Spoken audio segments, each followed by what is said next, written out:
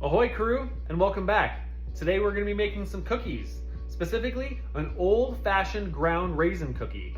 Now this recipe goes back all the way to the 1880s, coming from actually a family recipe from my great grandma Harri. This is something that she would often make on her Kansas farmhouse back before refrigeration or plumbing, and really something that stays fresh for a few days. And really, with 6 kids, I can't imagine that they even lasted that long. This is definitely a recipe you're going to want to try out for yourself. So if you want to come and see how it's made, come along and join me. Let's do it together. All right, let's get started. Now that we know a little bit about where this recipe came from, let's actually make Grandma Harri's cookies. For the dough, I'm going to start with 1 cup of butter and 1.5 cups of sugar, and mixing those together until they're nicely combined.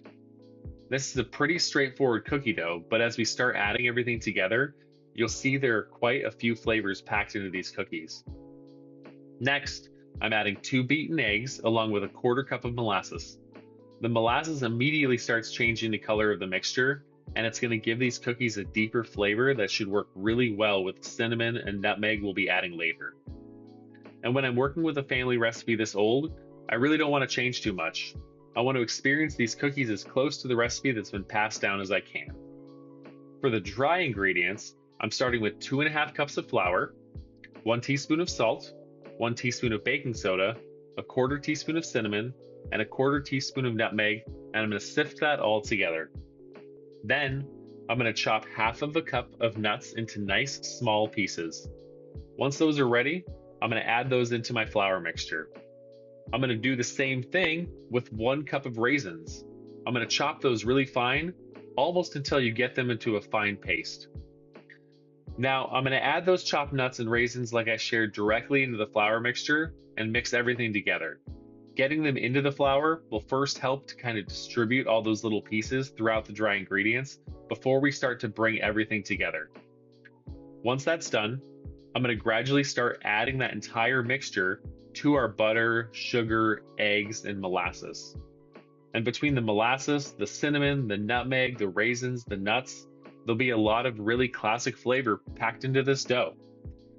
I'm continuing to mix all of that until the flour is incorporated and all of those raisins and nuts are evenly distributed throughout our dough. And that'll be our finished product. It's a pretty straightforward recipe, and that's one of the things I enjoy about this recipe is you don't necessarily need a long list of ingredients or complicated techniques to make something that's really worth holding on to. Now, let's portion these out and see how Grandma Harri's cookies actually will bake. I'm portioning the dough into balls and spacing them out on the baking sheet. I'm going to leave them just like this and let them spread naturally while they bake. They are going into a 350-degree oven for about 10 to 12 minutes. The full recipe makes about 4 dozen cookies, which is definitely more than we need to bake all at once. So I'm only baking 1 tray today. The rest are going to be saved for another day.